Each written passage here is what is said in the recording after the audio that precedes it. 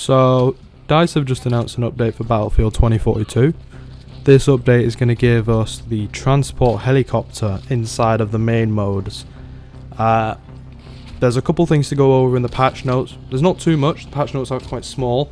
So yeah, let's just get right into it. So, on screen is the description for the chopper that we're going to get. It's gonna come with its own game mode, I believe. Breakthrough Chaos. I think that's just gonna be Chaos, but like celebrating the chopper arriving into the game. Another thing, its camera and flying characteristics are being changed, so whatever you learn in the actual Portal mode, don't bother because it's gonna change when it comes into the main game. I assume it'll probably just be the changes they've done to the Hind. I have a feeling they're going to take the Hind's flight model and just change that a bit. So if you're good with the Hind, you should be good with this.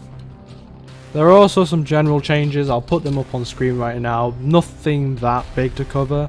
I particularly found the part about the AI taking cover indefinitely quite funny. But yeah, moving on. Now, this next part's quite a big one, alright? The Wildcat is going to get active protection. Now this, as you can see by the dev comment, and I think they mean dev literally. I think there is one guy left working on this game. Now, to be honest, they've stated that it's done to stop exploitative behavior.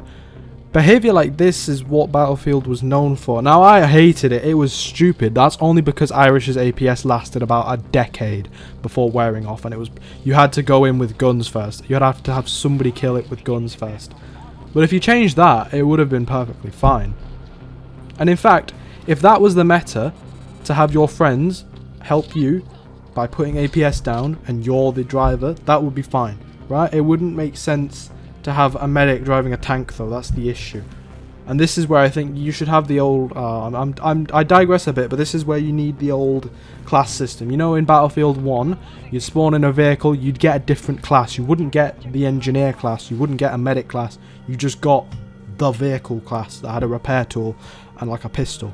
That would work fine in this scenario, and it would definitely make doing a lot of what they call exploitative behavior much more difficult.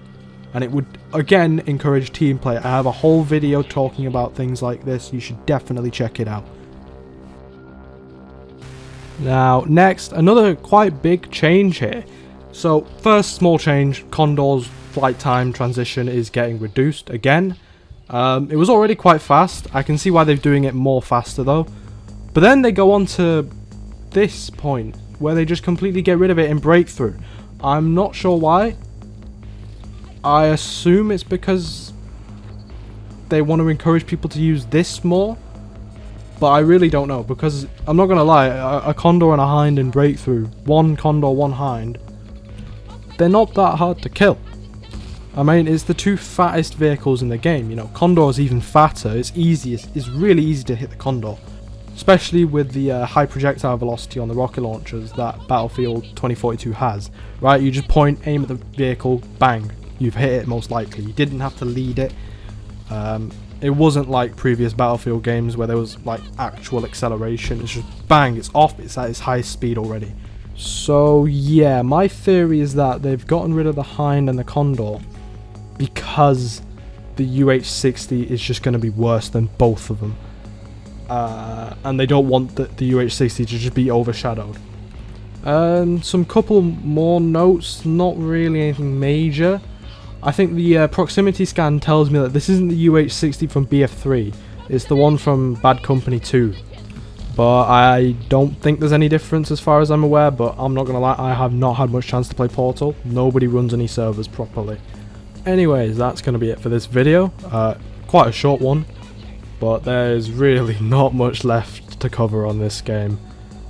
So the best we can do is just enjoy what we have left. The next vehicle they're going to bring, I believe, might be the A10, which I'm excited for, and I will definitely cover, so if you don't want to miss that, just consider subscribing, that's all. But yeah, thank you all for watching. If you've made it this far, then I really appreciate it. This is General Kammy, and I'll see you all in the next one.